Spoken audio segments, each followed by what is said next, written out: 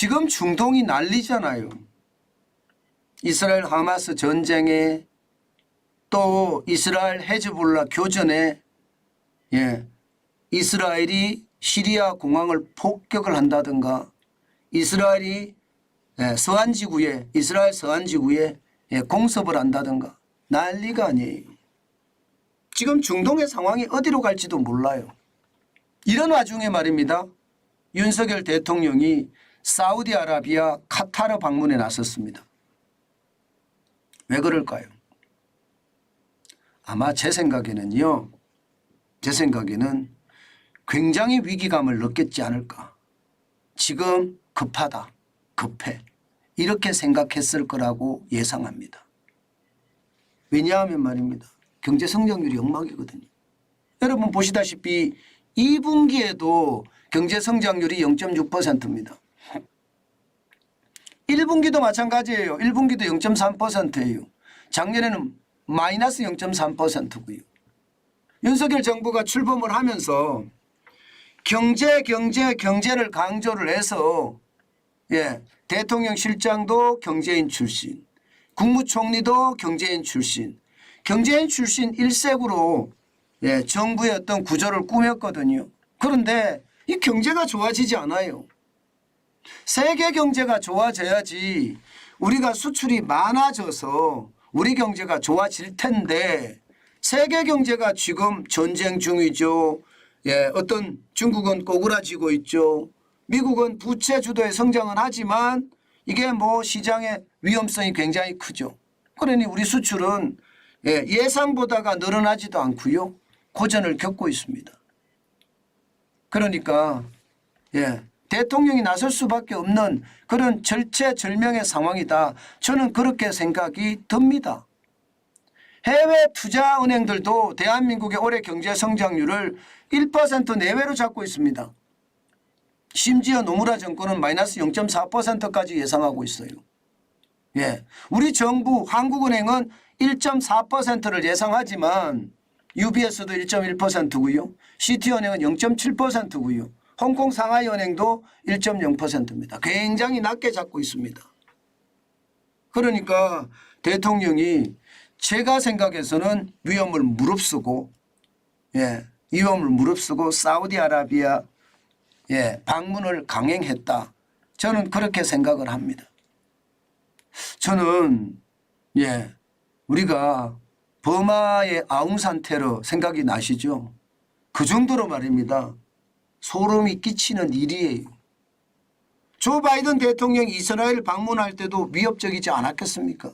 물론 조 바이든 대통령이 이스라엘을 방문을 할 때 그 주변에 뭐 제럴드 포드암이라든가 전략 전단들이 핵 전단들이 주변에 대기하고 있었기 때문에 그 위협은 좀 적다고 하지만 글쎄요. 우리는 그게 진짜 강력할까요?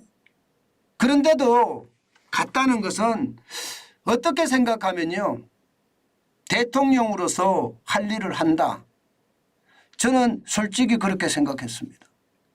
소름 끼치는 일이에요. 그런데도 불구하고 가는 거야.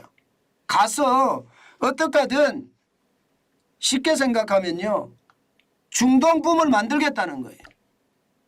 지금 중동붐을 만들지 않으면 우리는 중국의 어떤 발목에서 벗어나지도 못할 뿐만 아니라 경제가 완전히 망가지는 최악의 상황을 맞아서 내년 총선 가면 어떻게 될지도 모르는 상황이거든요. 그러니까 중동이 어떻게 생각하면 우리에게 뭐 새로운 탈출구가 될 수도 있다. 이렇게 생각한 것은 아닐까. 저는 그렇게 봅니다. 실제로 말입니다. 사우디아라비아는요. 지난번에 빈살만 왕세자가 방한을 했을 때 작년 11일이죠. 290억 달러 40조를 투자하기로 했습니다. 상호 투자. 게다가 이번에는요. 이 40조 외에 156억 달러 20조를 다시 공동 투자하자 이렇게 이야기를 했습니다. 그 투자 규모가 60조 원이에요. 적은 규모가 아니죠. 사우디아라비아 입장에서는 이게 투자를 유도해서 네옴시티를 만들어내고 그리고 경제적으로 말입니다. 기름뿐만 아니라 산업재를 중심으로 해서 중동에 제왕자리를 노리겠다 이런 생각이 강한 거고요. 우리 생각하고 희한하게 딱 맞아 떨어지면서 이게 우리는 제조업을 중동에다 심는 그런 역할까지 강해지니까 서로 이게 뭔가 이해관계가 맞아 떨어진 거죠.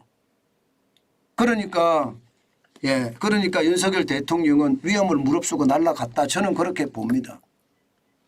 그만큼 말입니다. 지금 성과도 사실은 급했고요. 또 대통령으로서 책임도 급했다. 저는 그렇게 생각합니다.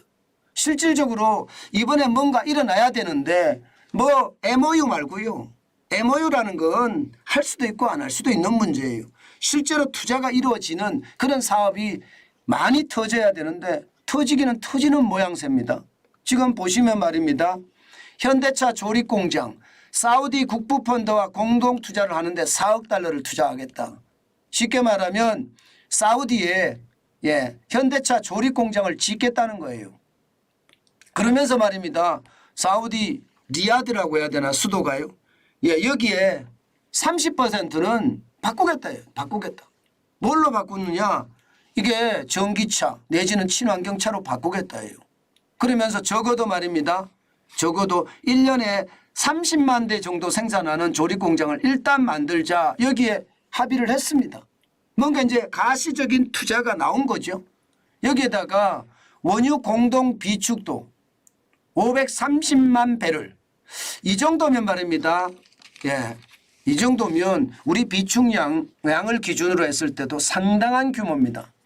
그래서 사우디하고 우리나라 석유공사하고 원유를 공동 비축을 하겠다. 530만 배럴을 만들겠다. 이렇게 구체적인 투자 방안이 또 하나가 나온 거예요.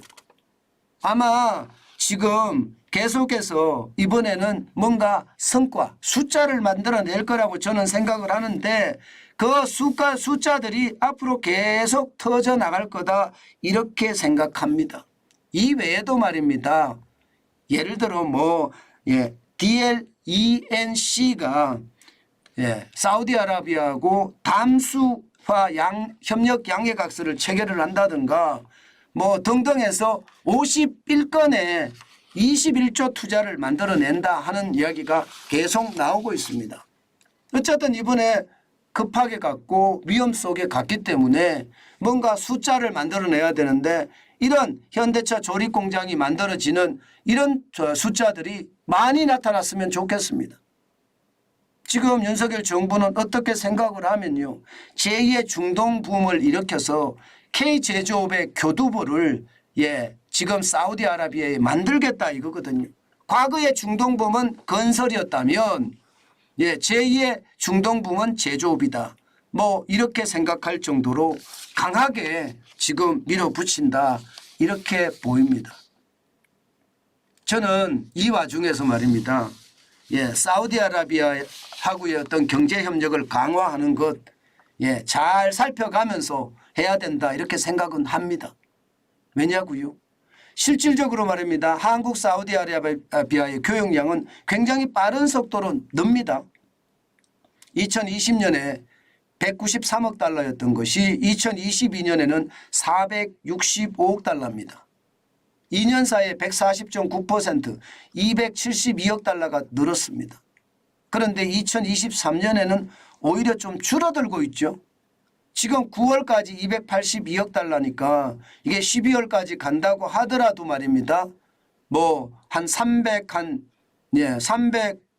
얼마가 70억 달러? 380억 달러 정도밖에 안 될 거 아니에요. 작년보다 좀 줄어드는 모양새거든요. 이것은 어떻게 생각하면 말입니다. 사우디아라비아는 네옴시티라는 거대한 프로젝트를 추진을 하면서 한국을 끌고 가야 되는 입장이고요. 우리 입장에서는 사우디아라비아가 국내에 대한민국에 투자를 많이 해줘서 대한민국의 어떤 경제가 팍팍 돌아갈 수 있게끔 윤활유 역할을 해달라는 건데 상호 생각이 조금 차이가 있습니다. 아마 이런 차이를 잘 극복해내면요.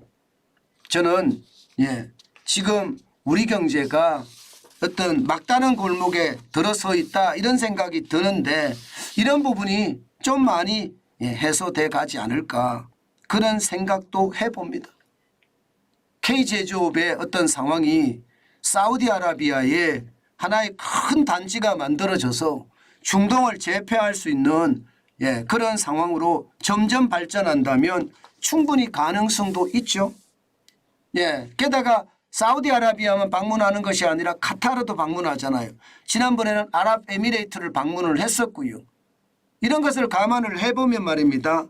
결국 탈출구가 없다. 전 세계 시장을 아무리 둘러봐도 중국을 보니 내수가 무너지고 있고 미국을 보니 이게 뭐 오래 갈 것 같지는 않고 유럽은 이미 망가졌고 동남아는 돈이 없고 방법은 여기밖에 없다. 그래서 중동으로 날아갔다. 이 위험 속에서도 말입니다. 그런 측면에서 보면요. 어떻게 하든 우리 경제를 살리려고 하는 그런 열정 저는 굉장히 높이 사야 된다고 생각합니다. 그 정도로 지금 우리 경제 상황이 열악하다. 중동이 전쟁 중인데도 대통령이 비행기를 타고 직접 그것도 말입니다. 경제인을 130명이나 데리고 날아갔다는 것은 어쩌면 말입니다. 어쩌면 약간의 희망의 메시지가 다시 오는 것은 아닐까. 한 번쯤 우리가 생각해 볼 수 있는 그런 대목이다. 이렇게 생각합니다.